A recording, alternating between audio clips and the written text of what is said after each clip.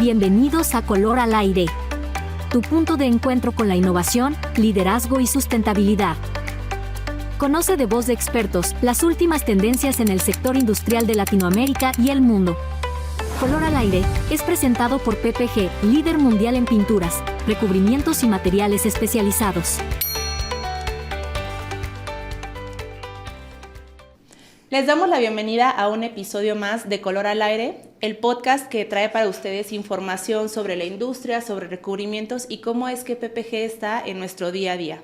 Hoy nos acompaña nuestra experta Mariana Guzmán, gerente técnico para el negocio de packaging de PPG. Bienvenida, Mariana. Muchas gracias, Sara. Muchas gracias por tenerme aquí.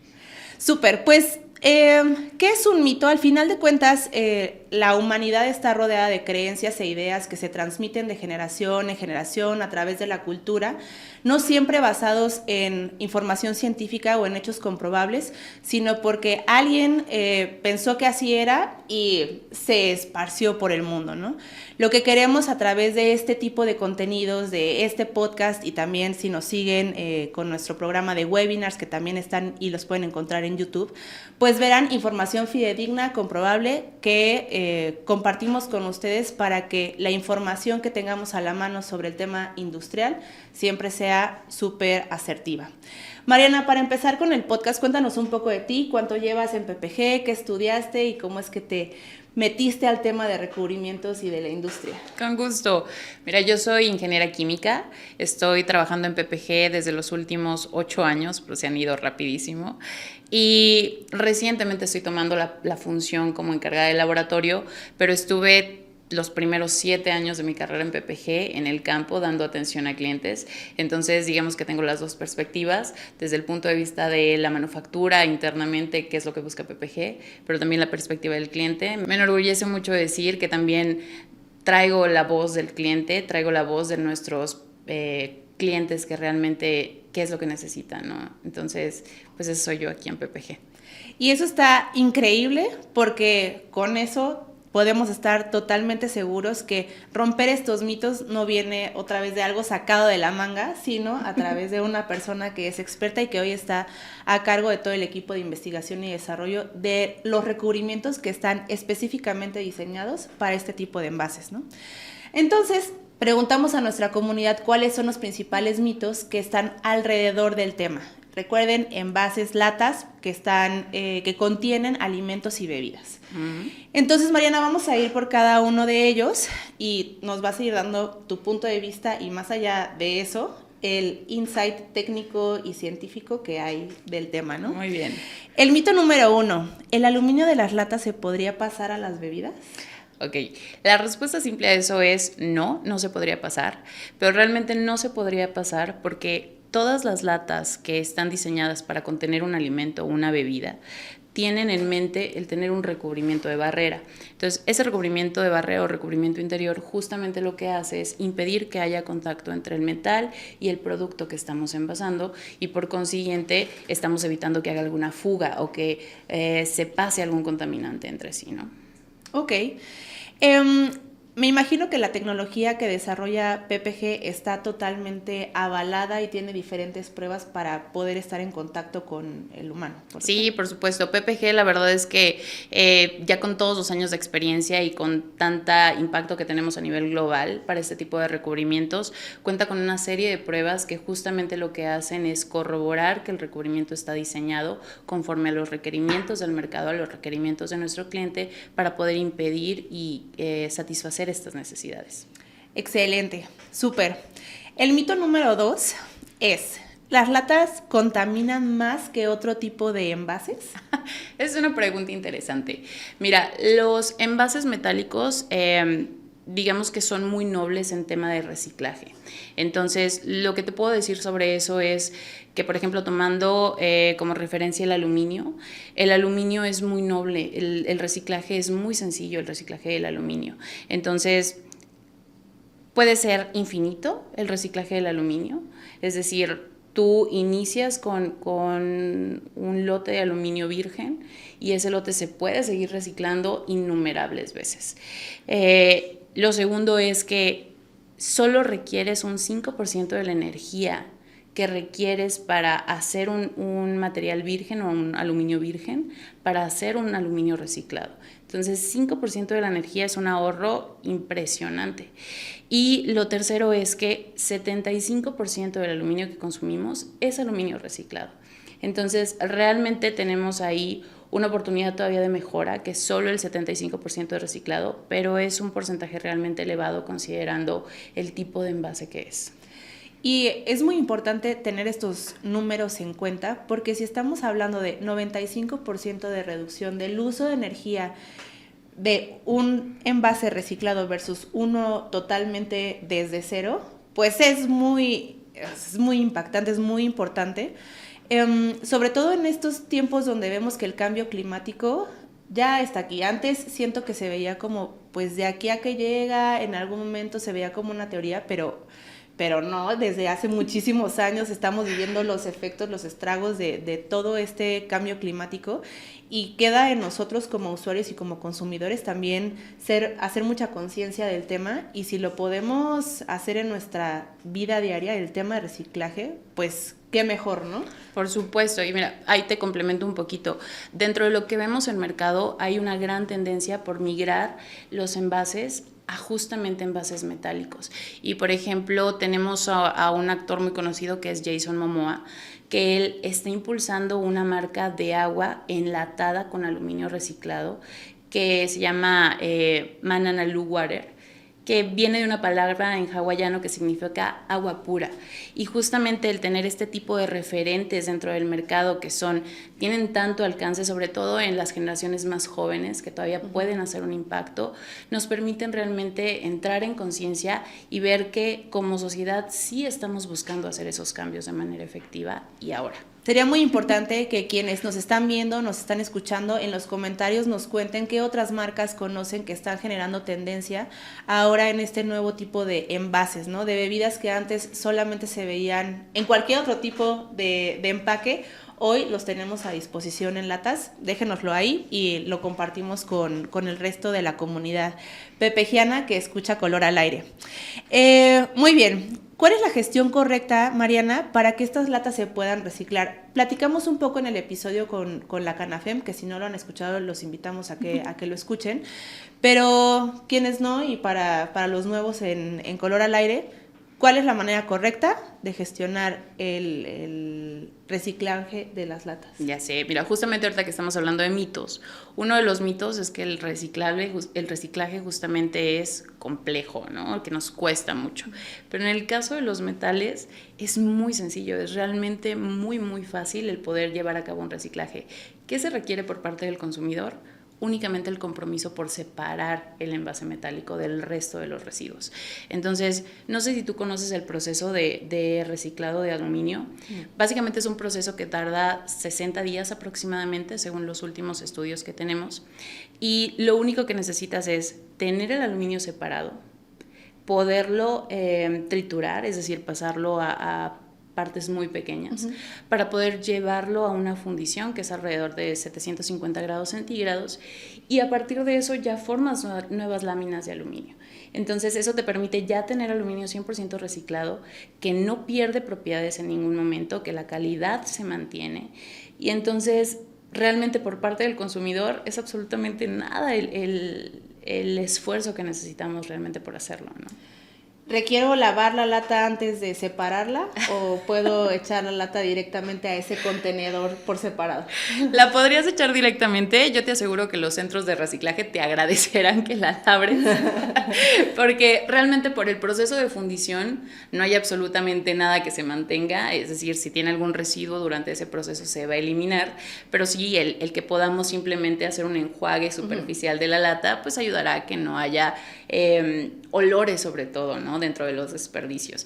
Pero estrictamente hablando, no sería necesario ni siquiera que la lavaras. Sí, qué bueno que tocamos un poco ese tema, porque también la forma en la que se dispone de los residuos residenciales, industriales, va variando de ciudad a ciudad, depende de muchos factores, ¿no? Y hay veces que si no enjuagamos al menos las latas, hay animalitos, perros, gatos que están en la calle que huelen esa basura y se acercan y pueden lastimarse porque al final estamos hablando de un envase metálico, ¿no? Sí, claro, por supuesto, ahí también viene un poquito de la conciencia y la educación que tenemos, sobre todo durante el reciclaje, ¿no? Excelente. El mito número 3, Mariana, es: ¿las latas cambian el sabor de lo que tomamos? Otra pregunta muy interesante. ¿Cambian el sabor de lo que tomamos? Un recubrimiento está diseñado, y permítanme platicárselos de esa manera, está diseñado considerando cuáles son los requerimientos, ¿no?, del producto final, cuál es la aplicación, hacia dónde va, qué va a estar en contacto con él, para qué lo necesitamos. Entonces, pensando en un recubrimiento que justamente va en contacto con estas latas de bebidas o estas latas de conserva, estos recubrimientos evidentemente tienen el requerimiento de no impactar en el sabor de lo que estamos envasando. Entonces, desde esta perspectiva, lo que hace PPG como fabricante de recubrimientos es diseñar justamente materiales que a través de una serie de pruebas nos aseguren que no van a tener ningún efecto en el sabor del material. Entonces, esto es algo que hacemos en conjunto con las marcas y con las fabricantes de latas de aluminio y de acero, para poder asegurar que el recubrimiento es el adecuado. Todo recubrimiento tiene una ventana de trabajo, es decir, un recubrimiento que utilizas para, a lo mejor, envasar cerveza no va a ser el mismo que utilizas para envasar un jugo de frutas, ¿no? Entonces, tenemos que hacer evaluaciones en conjunto para asegurarnos que haya pruebas de sabor, que no haya migración de sobre todo las resinas que tiene el recubrimiento al producto terminado, pruebas de empaque o pruebas de anaquel que nos permitan asegurar que eso no va a ser temporal, que va a prevalecer, porque evidentemente la intención de las latas de conserva es que prevalezcan durante mucho tiempo con sus mismas propiedades en las tiendas o en los anaqueles. Entonces, es un trabajo en conjunto, pero sí, un recubrimiento evidentemente que está diseñado para latas de alimentos no va a tener una migración o un impacto en el sabor. Entonces, las latas no cambian el sabor de la bebida. Pero es muy interesante, tocaste el tema de hay recubrimientos o el recubrimiento interior no va a ser el mismo si estamos hablando de una cerveza, si estamos hablando de un jugo, porque la receta en sí es diferente y eso hace que la química del producto cambie y por tanto la necesidad del empaque.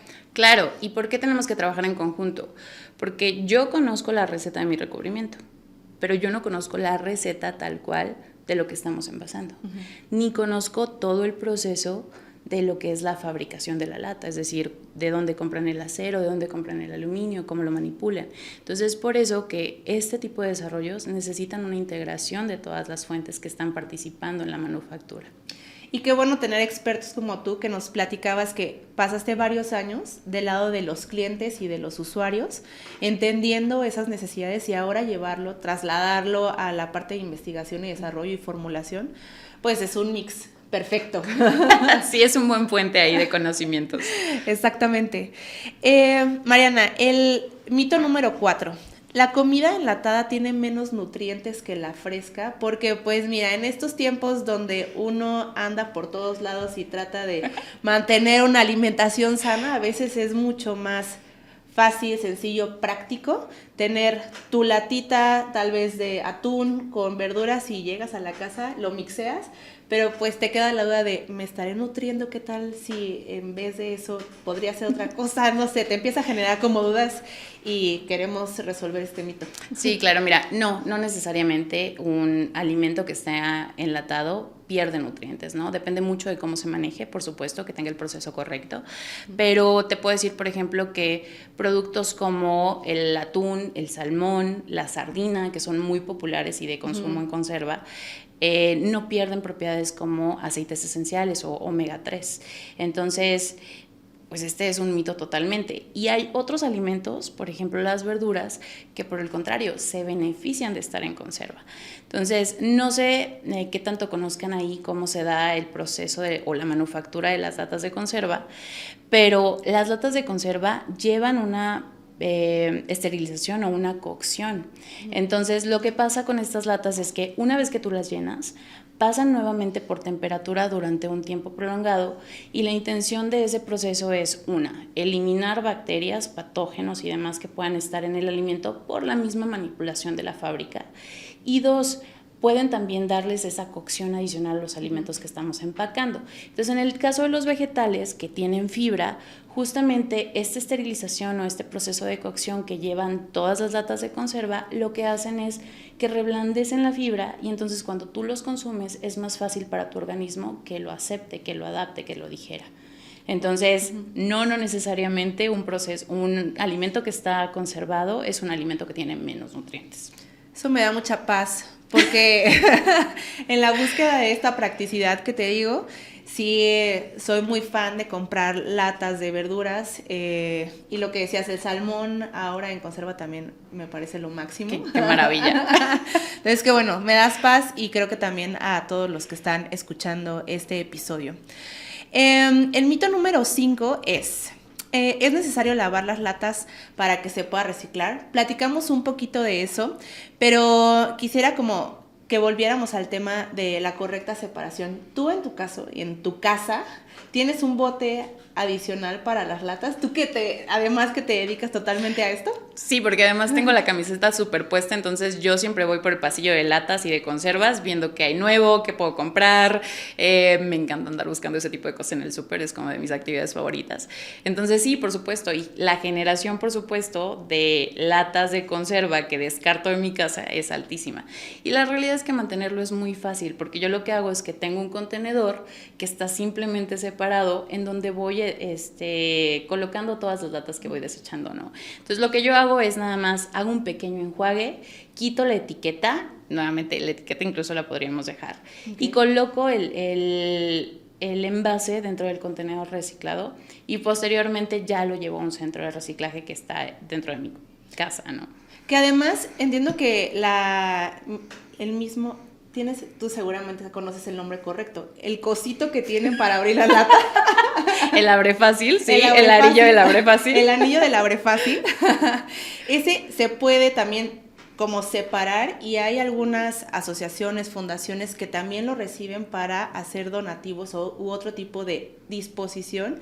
Lo he visto para apoyo a niños con cáncer, a mamás solteras que hacen, pero solamente del anillo del abre fácil. Entonces, invitamos a todos a que lo hagan parte de su día a día, esa práctica de la separación, que busquen centros de acopio, centros de reciclaje cerca de su casa para que puedan ir a disponerlo, si es que en el mismo lugar donde viven, la empresa o la entidad encargada de la recolección de basura no lo hacen, ¿no? Entonces nosotros podemos ir y dejar esas latas ya en algún lugar o el anillo de la... Sí, de la correcto, pero incluso, Sari, me gustaría aportar que incluso si ustedes dicen, bueno, esta es la parte más difícil, ¿no? Encontrarlo, llevarlo, solamente haciendo la separación, eso ya aporta muchísimo a que se pueda dar de una manera mucho más fácil la segregación dentro de los centros. Me encanta. Muy bien.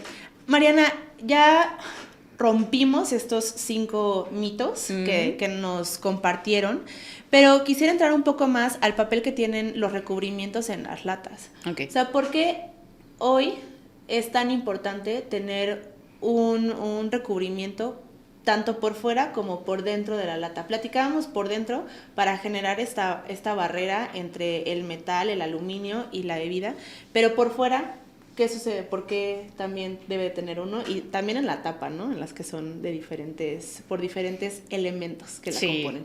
Mira, te mencionaba, realmente cuando nosotros diseñamos un recubrimiento tenemos que pensar en dónde va aplicado, hacia dónde va, qué se va a utilizar. Entonces, hay recubrimientos que son meramente de uso práctico. Entonces, en ese tipo de recubrimientos están, por ejemplo, los recubrimientos interiores, ¿no? Que tienen la intención de proteger. Hay recubrimientos, como en el caso de las latas de bebidas, que son las latas de cerveza, las latas de refresco que nosotros usualmente consumimos. Esos recubrimientos en la parte de abajo, a la que le llamamos domo, esas latas en la parte de abajo, que le llamamos domo, tienen un recubrimiento muy pequeño, que te estoy hablando de 1 milímetro, porque es un arillo, que es la base de la lata, que se coloca ahí únicamente para que esa lata pueda moverse dentro del proceso de manufactura. Entonces, tenemos esa función también de recubrimientos y tenemos la otra función de los recubrimientos exteriores, que podría verse no tan importante como un recubrimiento interior, pero que realmente también tiene mucha criticidad, que es embellecer y proteger, como lo dice el lema de PPG, ¿no? Entonces, la intención de un recubrimiento exterior es sí dar cierta visión. Si tú como marca quieres destacar, si tú como marca quieres que te veas, porque obviamente estás en una competencia de un mercado, ¿no? Y literal así, ¿no? Un envase al lado del otro. Exacto. Entonces, lo puedes hacer justamente a través de la ayuda de un recubrimiento. Tenemos recubrimientos que son semimate, que tienen diferentes acabados, que son táctiles, que tienen brillo. Entonces, ese tipo de recubrimiento obviamente te da una distinción con el resto de tu competencia, pero también tienen una parte de protección, porque evidentemente lo hablamos, ¿no? Una lata de conserva está por mucho tiempo dentro de las tiendas, pero también pasan mucho tiempo en el transporte. Entonces, el logístico, por ejemplo, mucho de lo que hacemos aquí en México se va a Estados Unidos, o mucho de lo que hacen nuestros clientes en Centroamérica es justamente pasar entre países la manufactura. Entonces, todo este proceso implica que las latas están tocándose, están moviéndose, las latas van completamente juntas y el recubrimiento justamente lo que hace es hacer esta barrera entre las latas. Entonces, si las latas las dejamos sin recubrimiento en esos trayectos, lo que va a hacer es que se va a abrasionar. Entonces vamos a tener perforaciones dentro de la lata, vamos a tener daños al metal de la lata y entonces el recubrimiento exterior hace esta dupla. Sí embellece, pero también protege. Súper, porque entonces pudiéramos decir que lo que hay en el exterior puede ser, uno, tecnología deslizante que facilita que se deslice por el proceso de manufactura, llenado, etcétera. Otro, para destacar en anaquel. Y el último, para proteger el movimiento en el movimiento que hay en la transportación y en la manipulación de la lata en sí. Sí. Excelente. Mariana, hemos hablado sobre las bondades o los beneficios que tienen los recubrimientos tanto en interior como en exterior, pero me gustaría saber un poco más de qué tipo de avances tecnológicos tenemos en la fabricación de estos recubrimientos. Hablemos un poquito del tema de BPA, que hoy lo vemos muchísimo como un factor de compra, por ejemplo, ya incluso en Amazon, ¿no? Que dice libre de BPA. ¿Qué implicaciones o qué relación tiene con lo que nosotros hacemos como fabricantes de recubrimientos? Ok. Mira, obviamente nosotros como fabricantes tenemos la responsabilidad de mantenernos siempre alineados, digamos, con las nuevas regulaciones y los nuevos requerimientos del mercado y de las naciones, ¿no? Porque esto, obviamente cada país tiene sus propias regulaciones y BPA es un material que recientemente entró a la lista. Bueno, recientemente te estoy hablando de un par de décadas, entró a la lista de materiales de preocupación o materiales de interés. Entonces, el BPA o bisfenol A es un precursor para una de las resinas que era muy comúnmente usada dentro de los recubrimientos. Era una resina que daba muchas propiedades, era muy resistente, muy flexible, daba mucha dureza y era muy resistente sobre todo a químicos, lo cual la hacía perfecta sobre todo para el uso en interiores. Pero ¿qué pasó? Desde la década de los 40 se empezó a identificar que el contenido de BPA en mamilas particularmente para bebés empezaba a causar daños de salud en las infancias. Entonces lo que pasó es que se empezaron a hacer más estudios. Primero se canceló y se prohibió el uso en mamilas o en productos que justamente tuvieran que ver directamente con niños y en los últimos años eso se ha extendido al contacto directamente con consumo humano. Entonces, ¿qué es lo que pasa con BPA? Lo encuentras mucho, sobre todo en esto, como lo comentas tú, brandeado como libre de BPA en todos estos productos, porque precisamente esta resina era muy usada y tenía una aplicación muy amplia. Entonces, ahora con esta nueva regulación, lo que hacemos nosotros como PPG es tomamos la responsabilidad de ser, de alinearnos, digamos, a las nuevas tendencias y a las nuevas regulaciones y hay un compromiso con la salud. Entonces, lo que hacemos es migrar nuestra tecnología de una tecnología que contiene o puede contener trazas de BPA a una tecnología que no tenga intención de tener BPA. Entonces, estamos cambiando justamente en esta parte de mercado para que nuestras tecnologías tengamos siempre esa opción de un material que sea libre o que no tenga una adición intencionada de bisfenol A. Súper. Y no solamente mencionabas un tema de tendencia de mercado, que sí es muy importante, pero también ya hay entidades que regulan esto a nivel local o internacional, ¿correcto? Correcto. Tenemos entidades que lo regulan. Nosotros la verdad es que al estar tan de la mano con Estados Unidos, muchas veces nos vemos ligados por las regulaciones de Estados Unidos, pero Europa tiene sus propias regulaciones y muchas veces esas regulaciones pueden ir, cuando sabemos que es un material de preocupación para la salud, esas regulaciones pueden ir desde prohibirlo totalmente o de tener ciertos niveles de tolerancia. Entonces es ahí donde nosotros tenemos que mantenernos al día para poder estar dentro de lo que nos está solicitando las naciones. Usualmente PPG, su compromiso es, una vez que está definido como un material de preocupación, es erradicarlo totalmente de la fórmula. Y esa es la gran ventaja de pertenecer a un equipo global, porque hay veces que las regulaciones no llegan, por ejemplo, a países de Latinoamérica tan rápido. Correcto. Como a Europa, como a Estados Unidos. Entonces, anticiparnos a ese tipo de regulación que sabemos que eventualmente va a venir, es súper positivo, no solamente para las marcas, sino también para nosotros como consumidores, ¿no? Sí, es una ventaja que le damos a nuestros clientes, pero también que le damos socialmente a nuestra comunidad. Excelente.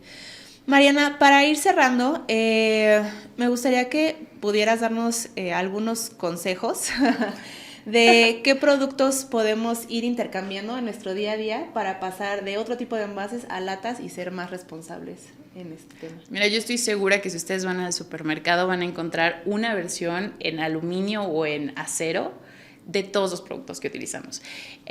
Hay muchísimo, sobre todo en temas de cuidado personal, que se encuentran totalmente migrados o están totalmente dominados por envases metálicos. Entonces, desodorantes los encontramos en aluminio.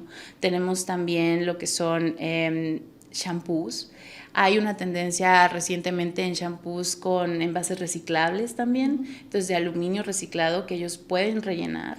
Entonces, esa también es una tendencia que podemos encontrar en mercados y sobre todo esto que estamos hablando, ¿no? Tenemos tendencias en vino, en agua también de envases que convencionalmente encontrábamos en vidrio quizás y ahora ya tenemos el envase en aluminio, lo cual lo hace sumamente más reciclable y sostenible.